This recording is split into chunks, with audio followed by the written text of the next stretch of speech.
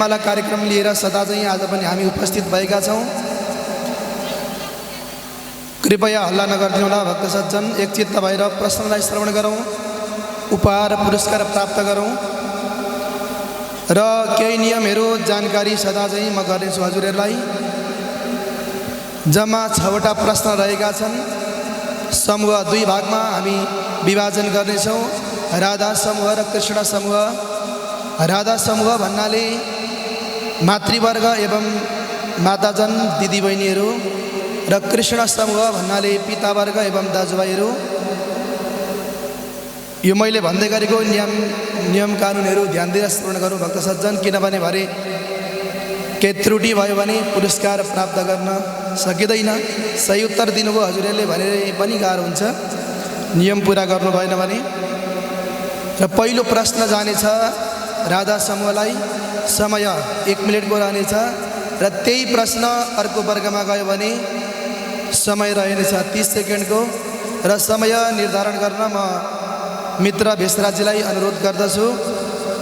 र यस कार्यक्रमको लागि भनेर पुरस्कार प्राप्त गर्न उपलब्ध गराउनु भएको छ, यसै कर्ताजन परिवारद्वारा उपलब्ध गराउनु भएको छ।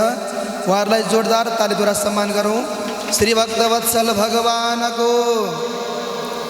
भक्त सज्जन, यो पुरस्कार हजुरहरूको पनि कसैको इच्छा छ यदि भने हजुरहरूले पनि यहाँ उपलब्ध गराउन सक्नुहुनेछ। भोलिका दिनमा आफ्नो मनद्वारा केही ल्याएर भगवानमा अर्पण गर्न यदि चाहनुहुन्छ भने हजुरहरूको पनि इच्छा छ यदि भने गर्न सक्नुहुनेछ।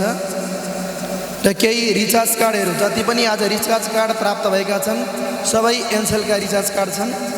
रिचार्ज कार्ड पनि प्राप्त भएका छन्, हामी रिचार्ज कार्ड पनि लगाउनेछौँ। र हजुरहरूले उत्तर भन्नुभन्दा पूर्व भगवानको नाम जप्नु पर्नेछ। राधे राधे, ओम नमः शिवाय, हर हर महादेव, जय श्रीमन्नारायण, प्रणाम आदि इत्यादि कुनै पनि एउटा भगवानको नाम जपेर मात्र हजुरहरूले उत्तर भनिदिनु होला। राधा समूह र कृष्ण समूह, तत्पश्चात गुरुवर्ग एवं कलाकार मित्रहरू र तत्पश्चात मात्र हाम्रा प्रमुख कर्ताजनहरूमा प्रश्न जानेछ। विलम्ब नगरिकन अब हामी प्रश्नतिरै प्रवेश गरौँ भक्त सज्जन।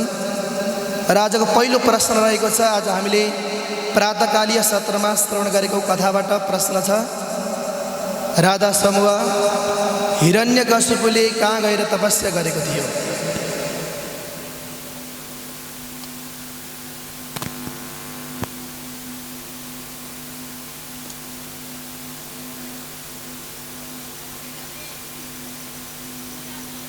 राधे राधे, मन्दराचल पर्वत भन्नुभएको छ उहाँले जोरदार तालीद्वारा सम्मान गरौँ भक्त सज्जन।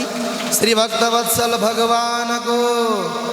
र म माताजीलाई अग्रभागमा आएर यो प्रसाद स्वरूप उपहार लिएर जान पनि अनुरोध गर्दछु।